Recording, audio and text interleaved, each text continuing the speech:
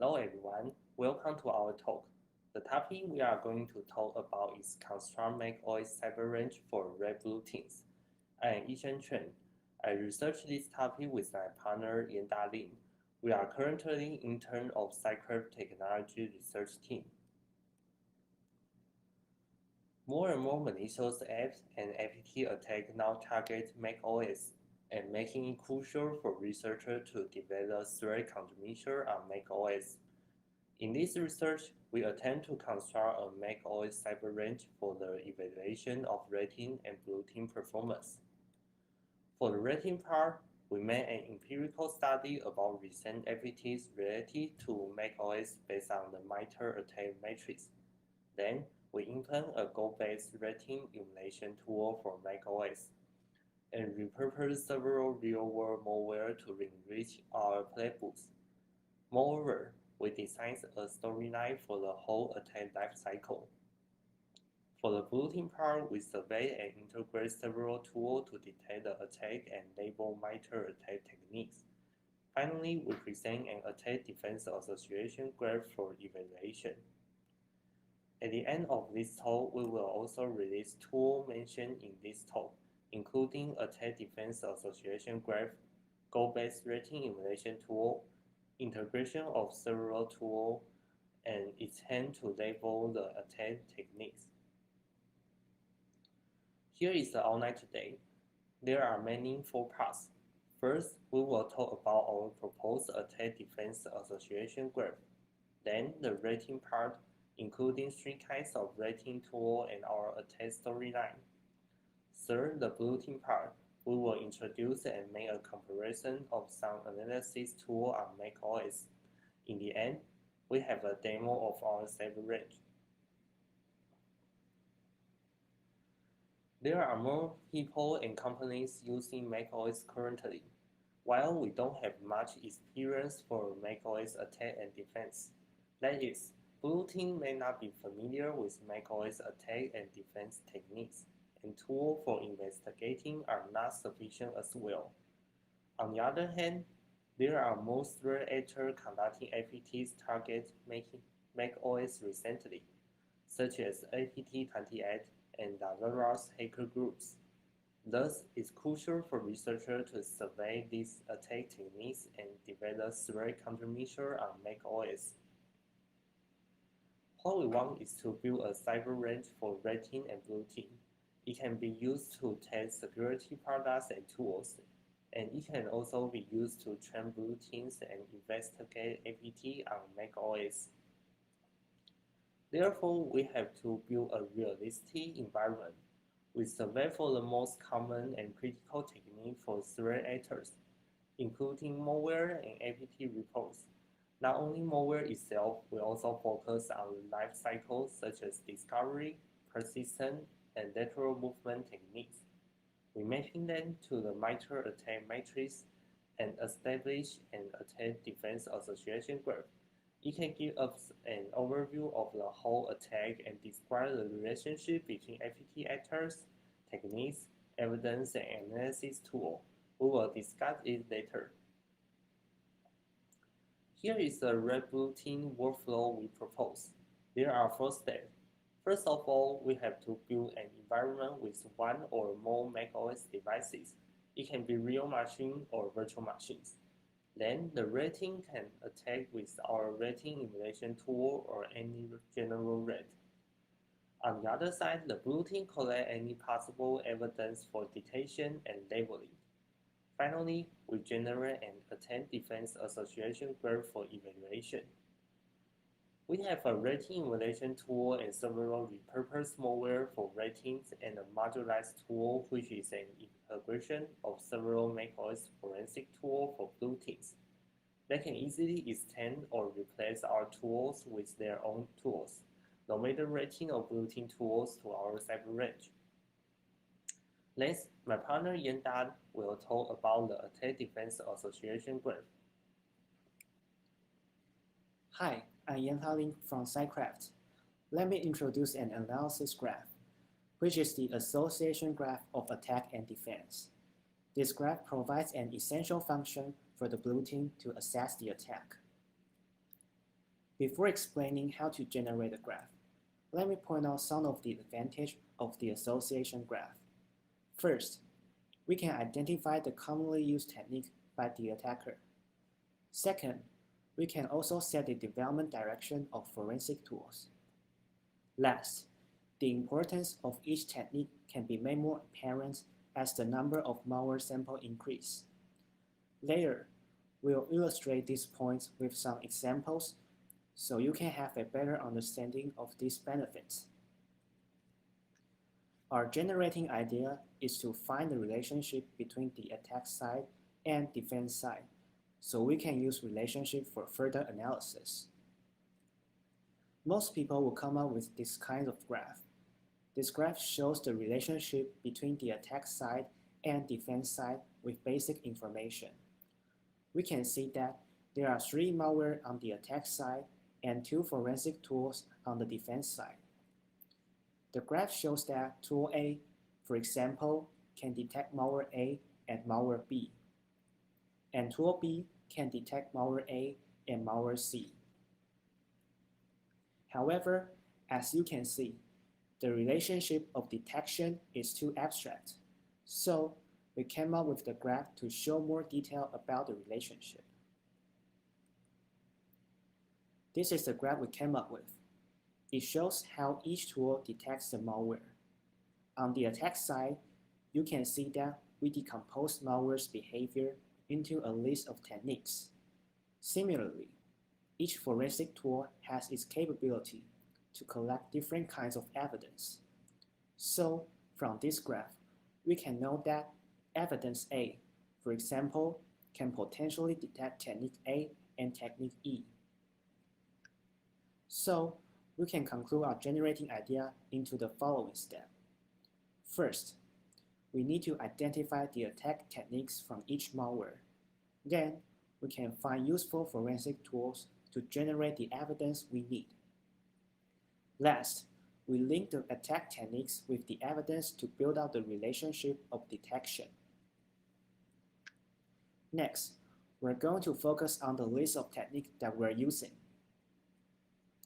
The techniques we're using are from the attack framework provided by MITRE. Attack stands for Adversarial Tactic, Techniques, and Common Knowledge. This framework has the enterprise metrics that includes most attack techniques for each platform, including Mac OS. The best thing about this framework is that it can also identify all of the techniques that the malware used according to various reports. So, we can then easily plot any malware onto the graph we just introduced. For example, we can find all of the techniques that OS X Ocean Lotus D used by looking at this page. As a result, we can plot Ocean Lotus T onto our graph like this. Next, we're going to focus on the forensic tools and evidence on the defense side. These are the simplified version of different kinds of forensic tools. We roughly categorize these tools into artifact collector, unified log system related, process and file event related, and network related. We're not going to talk about lots of detail about these tools at this time, but we will have a full comparison of each category later in this talk. These are the evidence generated by those tools. This part is quite tricky because unlike the attack framework, there's no standard of evidence list to follow. Therefore, we reference the outputs of each forensic tool and make this list, which can be changed later for the better. And here is an example of plotting Kima, a kernel extension that monitors the process, file operation, and network events onto our graph. Then, during our research and survey on macOS forensics, we combine several prominent malware and useful forensic tools onto the association graph. Now, we can have a rough overview of the relationship between the attack side and defense side in the real-world scenario. So, let's recap the advantage that we just mentioned. First, we can identify the commonly used technique by the attacker. Second, we can also set the development direction of the forensic tools. Last, the importance of each technique can be made more apparent as the number of malware samples increase. Let's illustrate the first point. If we look at the technique list, several parts are denser than others. We circle those parts with red. If we zoom in one of those parts, we can see that the launch agent technique is used by 3 out of 3 malware, so it is a relatively common technique for real malware. In addition, this technique can potentially be detected by 4 kinds of evidence. Therefore, we can assume that this technique is commonly used by malware but can be easily detected by several forensic tools.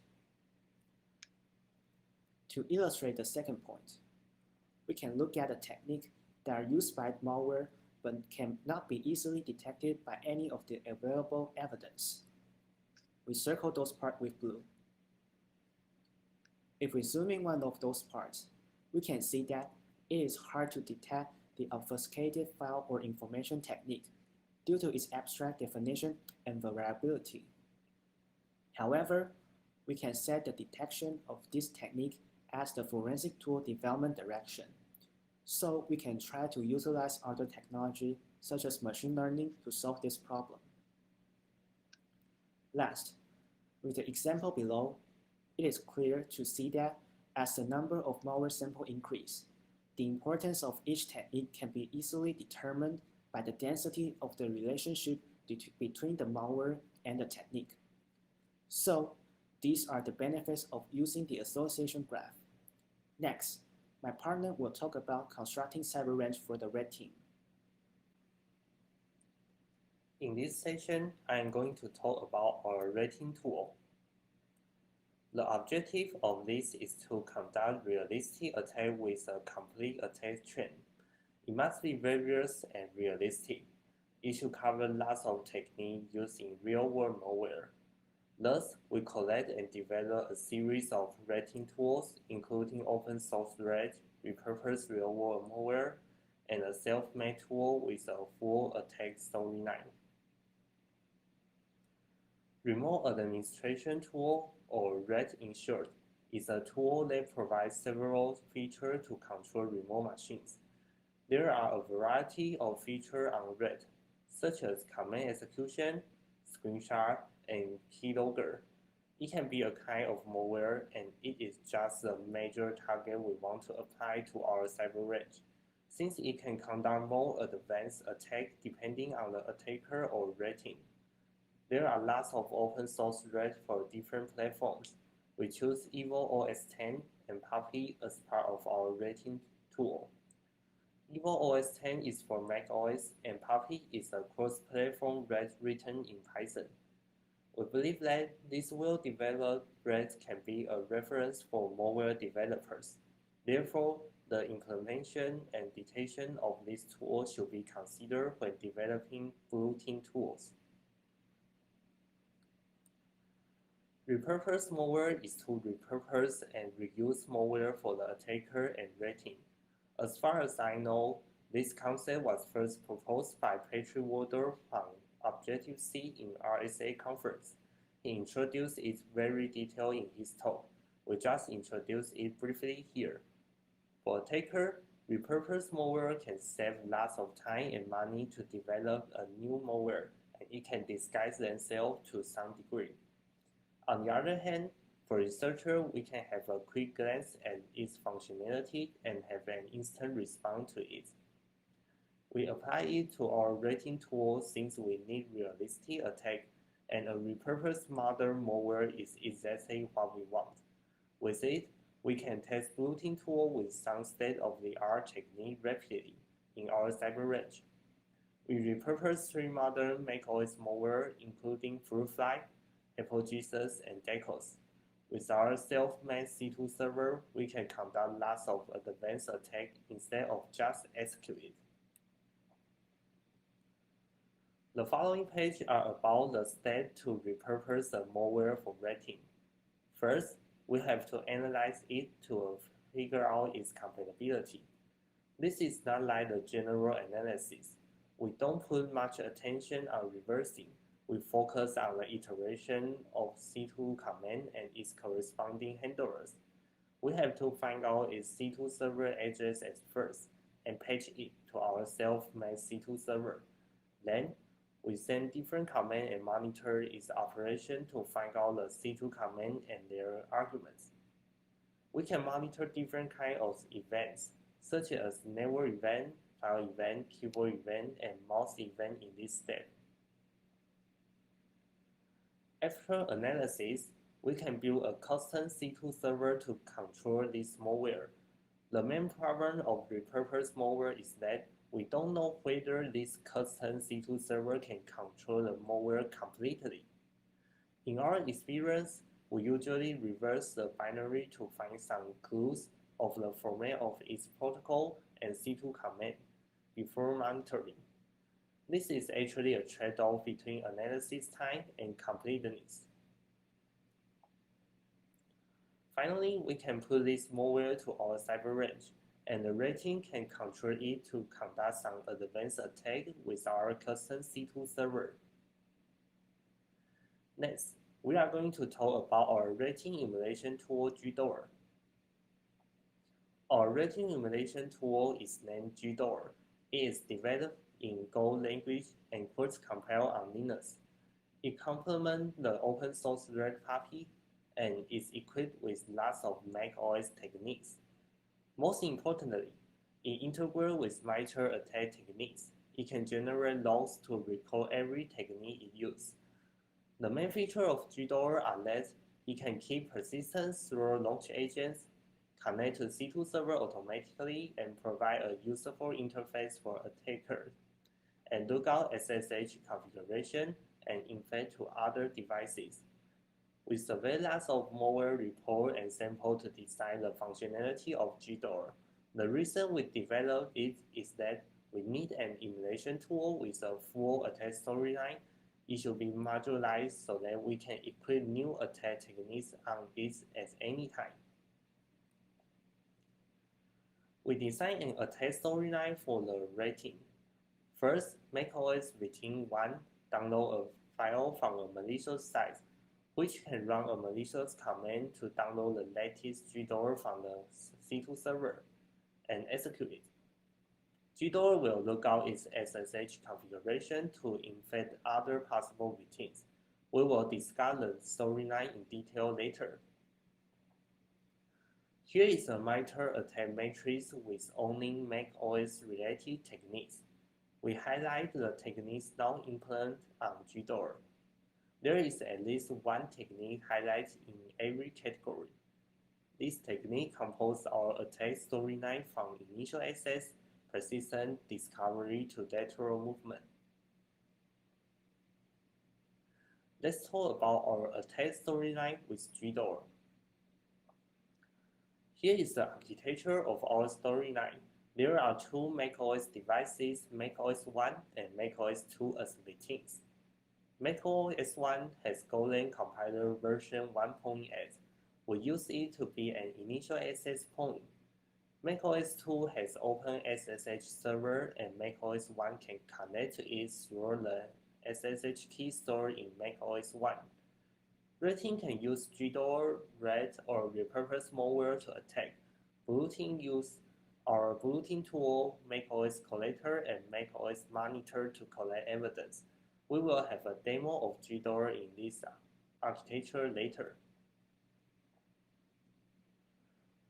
For the initial access part, we use a CVE of Go language.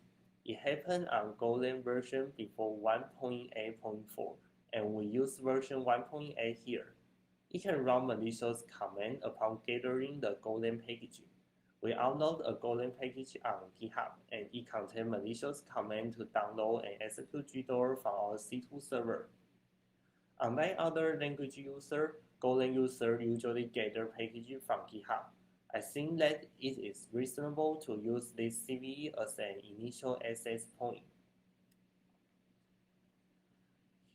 Here is the result of curl. It simply downloads and executes GDOR. With this two-step command execution, We can change the command or binary dynamically without updating the Golang packaging. It is worth noting that it can easily bypass macOS defense technique Gatekeeper, since Gatekeeper doesn't extend the file from abnormal means such as curl. For the persistent part, GDOR kit is persistent like other general backdoor. It copies itself to a secret directory and registers as a launch agent with run at low and keep alive options. It will be executed automatically when the user logs in. On macOS, there are two common approaches to keep persistent. There are launch agent and login items. We noticed that there are some samples that use both of them. We use only launch agents here, since we think that it may leave too many footprints when using both of them.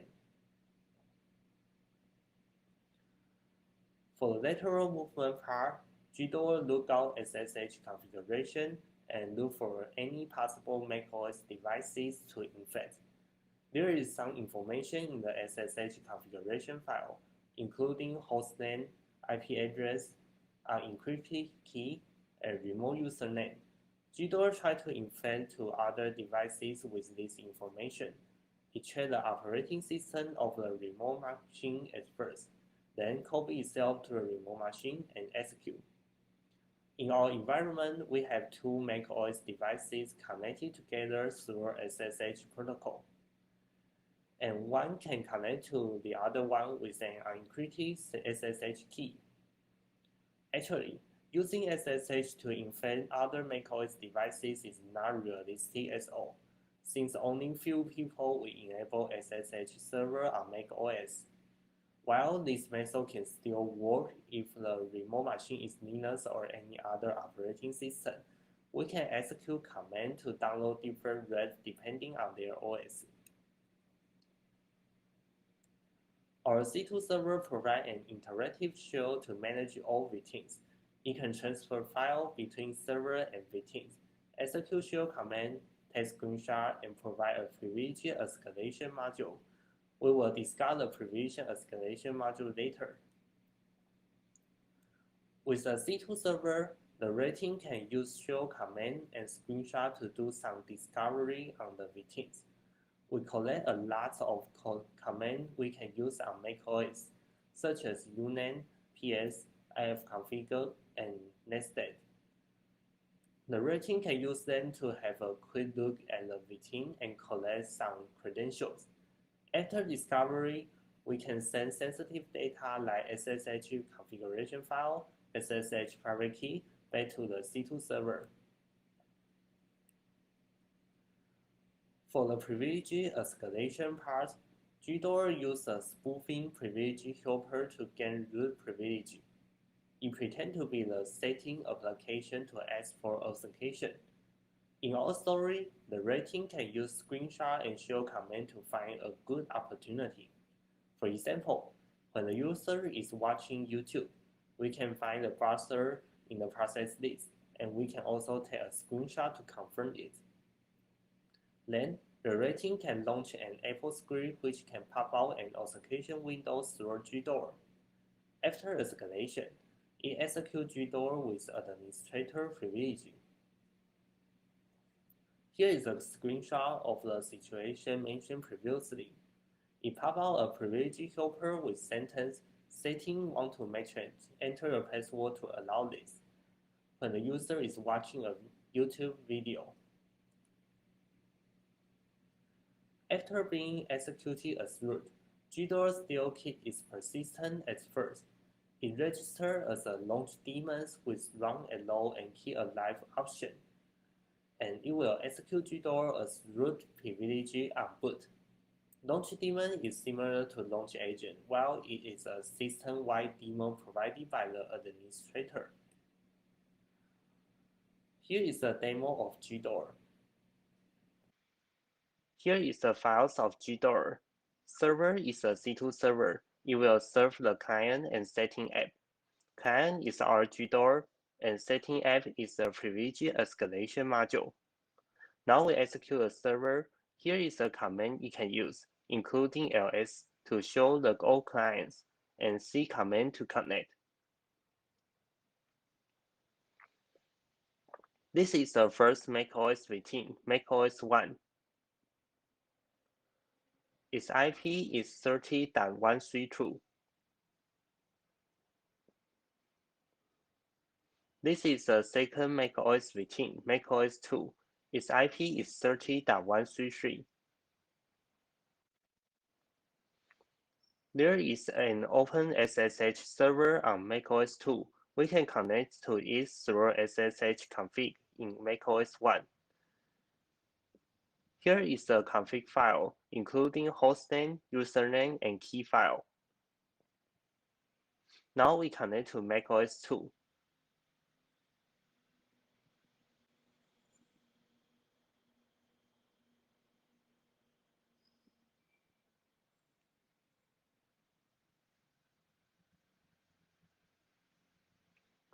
Then, we are going to use the golem package to infect.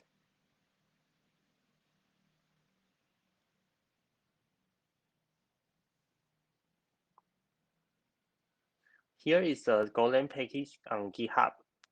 The command is in the library. It will be executed as a package gathering. The command will curl domain newton.sitecarrier. We set it to our C2 server in etc host file.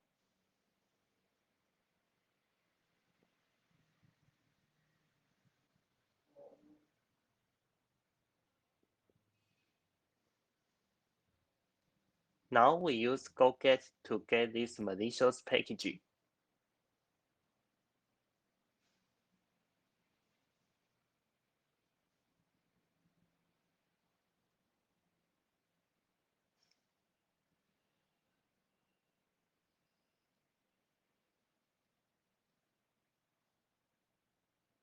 We can find curl output and some command from the screen. Now, let's check the connection from the server interface. There are several connections from both routines. Since the command is written in the initial function of a library, it will be executed several times, and each client will infect remote servers through SSH. That's why there are many clients here. Now, we can use a token to control it. Here is a command we can use. This client is in macOS routine 2.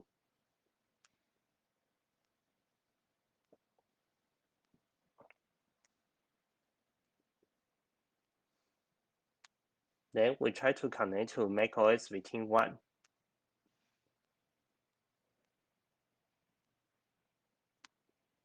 We can find that these two clients is in different directory, since the initial access ways are different. Now we can try some shell command to do discovery.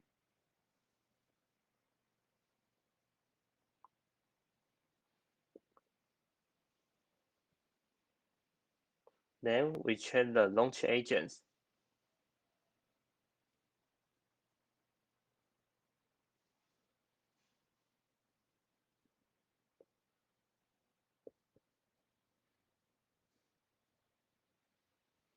This is the plist file we use to keep our persistent. We can find that the client disguises itself as a Dropbox application. It has run and load and keep alive option here.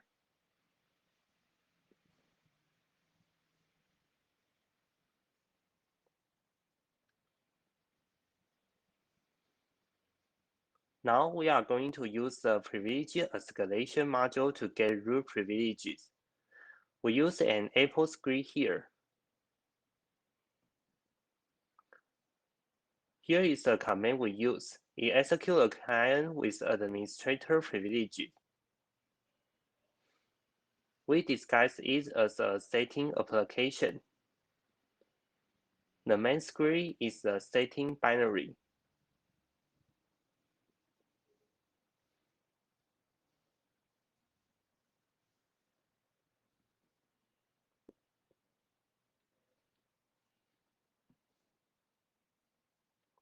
Now we can use command root to download the module and execute it. It pulls out a privilege helper to ask for password.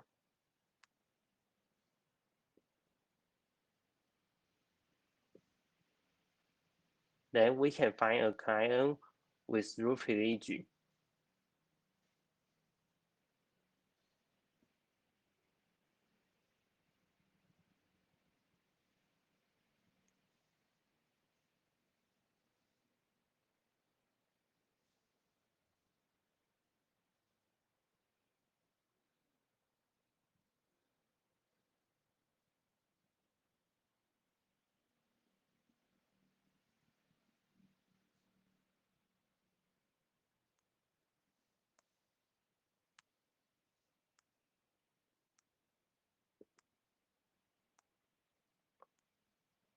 Next, we are going to check the launch daemons.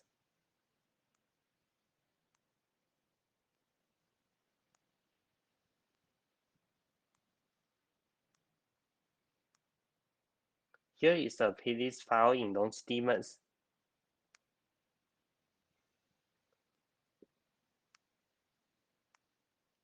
It still executes the same binary with same options.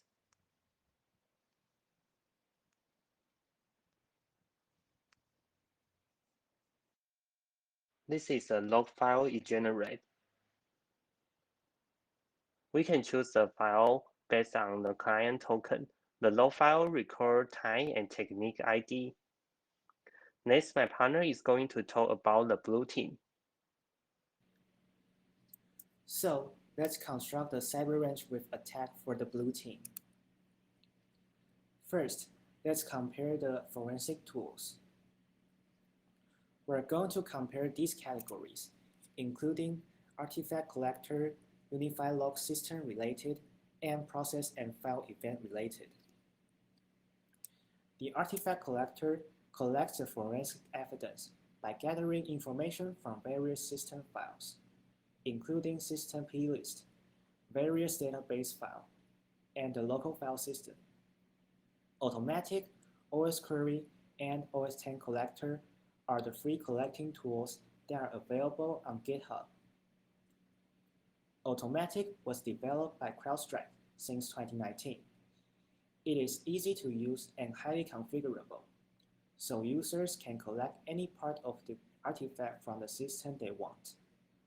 Also, it uses a modular framework, so it can quickly add features and adapt changes to the newer version of macOS. Next, OS Query was developed by Facebook since 2014. The concept of OS Query is treating the OS as a relational database, so users can query any information from the system. It is highly customizable. It also has many other features such as an interactive query console. And with the configuration, it can be used as the host monitoring daemon to schedule queries and record OS changes on the go. OS 10 Collector was developed by Yelp since 2014. It is easy to use and highly configurable, just like Automatic. However, the project has been archived, so it will no longer receive the updates. Now, let's compare each of these artifact collectors. Judging from the convenience, Automatic and OS 10 Collector are the most convenient because both of them have the pre-written script to run. On the other hand, OS Query needs the custom-made query file to perform the collection. However, it allows OS Query to have virtually no limit in terms of the forensic diversity. The forensic diversity of Automatic and OS 10 Collector is limited by the pre-written script unless you change them. For the project maintenance, Automatic and OS Query are in active development, but OS 10 Collector is no longer maintained. Overall, I think Automatic provides sufficient forensic evidence and, at the same time, easy to use. Unified Log System-related tool collects logs from Apple's new logging system introduced since macOS 10.12, also known as macOS Sierra. Several tools are available, like Constellation 3, built-in log and console app, and the Unified Log Reader. Because all of these tools collect the same unified log, we jump directly into the comparison. In terms of the core technology, Constellation 3 and the built-in log and console app are essentially the same, except Constellation 3 has a GUI front-end which allows users to easily use various filters or predicates and support many display styles. On the other hand, Unified Log Reader directly parses the Unified Logs database file. So, from the reliability standpoint, Constellation 3 and the built-in log and console app have the same core technology, so they can parse the Unified Log flawlessly. Conversely, since the Unified Log Reader is still in alpha state, the changes with the different version of macOS often break things. This causes Unified Log Reader unstable. Process and file event-related tool monitors the process event and file operation events. There are many ways to monitor these events. You can use the built-in dtrace tool, kernel extension like Keymon, or user application like Process Monitor or File Monitor.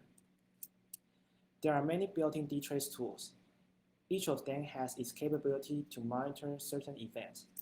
Under the clever arrangements, this tool can provide useful log for analysis. Keymon is a pre- and post-callback-based framework for macOS kernel monitoring created by DB. It can do more than just monitoring the process and file events, such as network traffic monitoring and mandatory access control policy monitoring.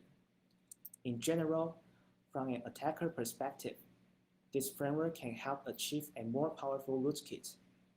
From the perspective of defense, Keymon can help construct more granular monitoring capabilities. Next, Process Monitor and File Monitor were developed by Objective-C, one of the biggest Apple security community, based on Apple's new endpoint security framework introduced in macOS 10.15 Catalina. It provides useful information about the events, such as PID, path, ancestry, arguments, code signing, and timestamp. The library also can be easily used in other applications, so users can customize the monitoring events or output format. Judging from the convenience, both dtrace and Keymon require disabling system integrity protection to perform normally. Process Monitor and File Monitor work out of the box but require the latest macOS. In terms of information diversity, dtrace tools, as we previously mentioned, provides a single piece of information, so we need to organize and combine the information to make it useful. Keymon provides the most diverse information, and with the skillful use of the tool, users can extract much useful information. Process Monitor and File Monitor provides the most essential information without being too complicated to use.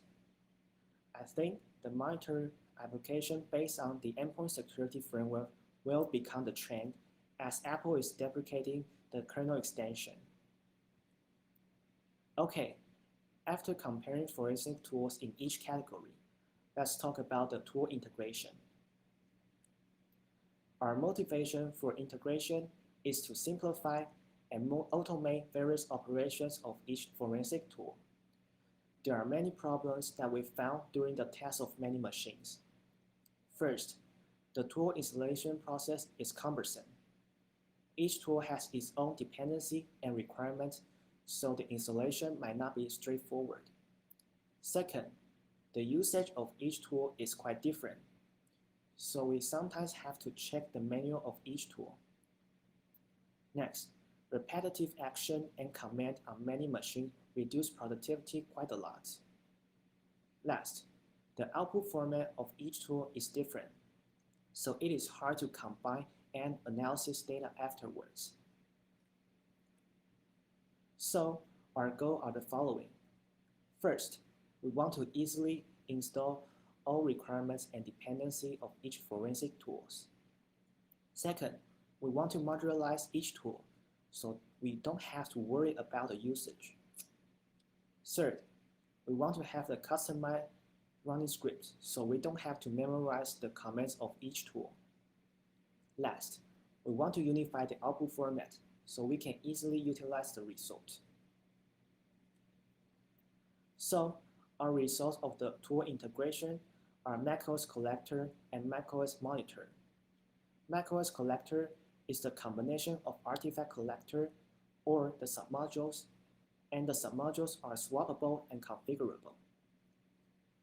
macOS Monitor is a combination of process and file system monitors, and it does the real-time parsing and filtering logs. Both tools are important for constructing the cyber range for the blue team. Finally, we're going to talk about the detection and labeling of MITRE ATT&CK ID. Our detection goal is to find malicious or potentially harmful behavior from the artifact and log. And we want to precisely identify the behavior and label it with MITRE ATT&CK ID. Finally, we want to visualize the results into the association graph for later analysis. We will utilize the cyber range for detection. First, we decided to use control environment, which is the virtual machine, to do so. There's less noise inside the virtual machine, so we can more easily differentiate between benign and malicious behaviors.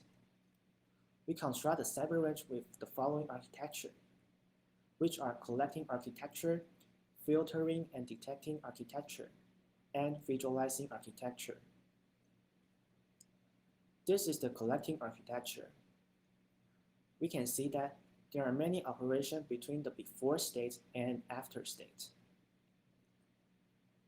We put our sample between the states. The sample could be the malware or series of attack techniques. We use the collector, which is the macOS collector, to collect the artifact before and after the execution of sample. The monitor, which is our macOS monitor, executes right before the execution of the sample and collects any operation, including process event and file system events. After executing the sample for a certain amount of time, we suspend our virtual machine and copy the memory file to the host machine. So, this is an overview of the collecting architecture. Next, we use the data collected from collecting architecture inside the filtering and detecting architecture, and later visualizing architecture. Let's first talk about the filtering and detecting architecture. First, we need to filter out the previously existing artifact by comparing the artifact collected before and after the execution of the sample.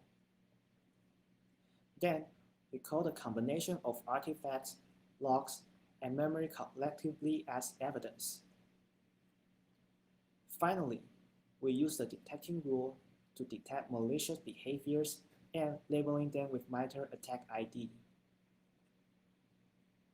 After the detection, we will generate the report to the visualizing architecture. The visualizing architecture converts generated report into an association graph for later analysis. So these are the overview of filtering and detecting architecture and visualizing architecture. Finally, let's check out some output of the cyber range. This is the association graph of EVO-OS 10 generated by cyber range. And this is association graph of FruitFly. Finally, this is the association graph of GDOR. Okay, let's jump into our demo.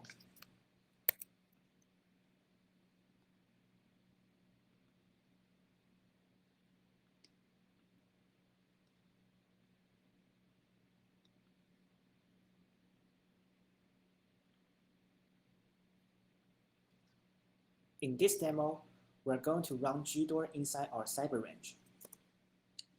First, let's check out the CyberRange task file for gdoor. In this file, we can specify the VM we want and the collector and monitor we use. Also, the snapshot we want to jump to. And we can set up the username and password for commands in different privilege. Besides, we can set the monitoring time for this task. In this case, 2 minutes. Then we can run the CyberRange. It will start the VM and jump to the snapshot we want.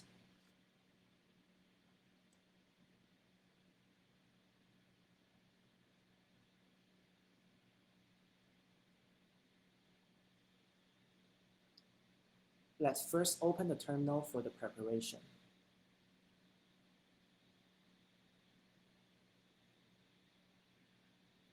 We can see that the CyberRange is running the collector for the first time. Then we can start our gdoor server beforehand. We can see that the CyberRange starts our monitor and ready to monitor for 2 minutes.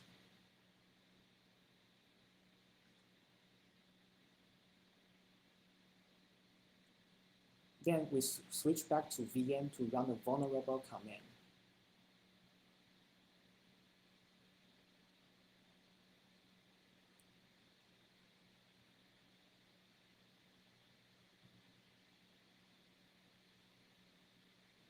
At this time, our victim already starts several connections to our gdoor server.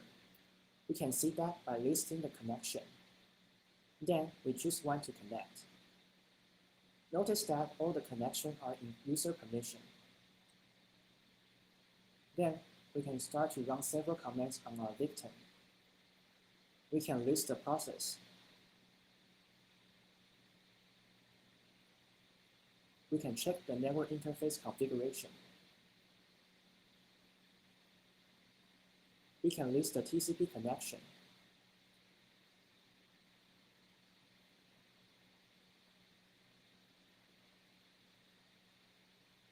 And we can check who am I to see our user permission. Next, we want to escalate our user permission. By running these commands, we can prompt user to enter their password.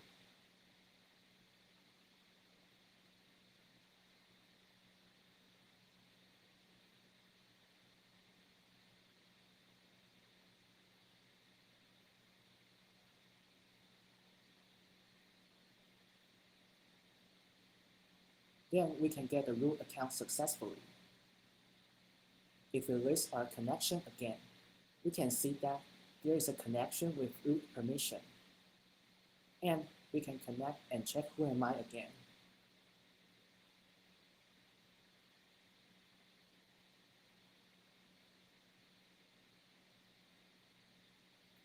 After the monitoring is completed, the CyberRange will run the collector again to collect the artifact after running the sample.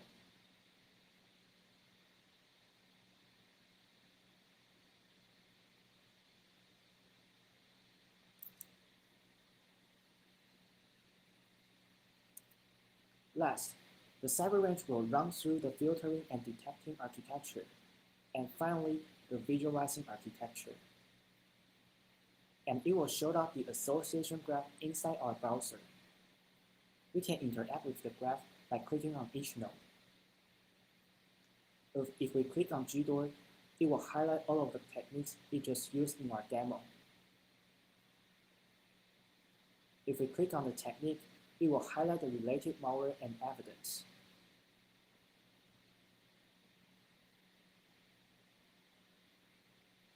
If we click on the evidence, it will highlight the technique it can detect and the forensic tool to generate such evidence. We can also increase our step to 2. So if we click on the forensic tool, it will show the evidence it collects as well as the technique it detects. So this is the demo of running gdoor inside our CyberRange. Finally, my partner will conclude our talk. In conclusion, our attack defense association graph can be a guideline and assessment tool to evaluate performance of red-blue team tools. With our red team emulation tool and blue team toolkit, the exercise can be conducted easily.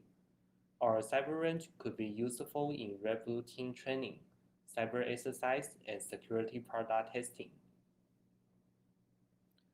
Here is the red team and blue team tool we mentioned in our talk. Enjoy it. Thank you for listening. If you have any question, please ask us through HITV's Discord channel or email to our address below.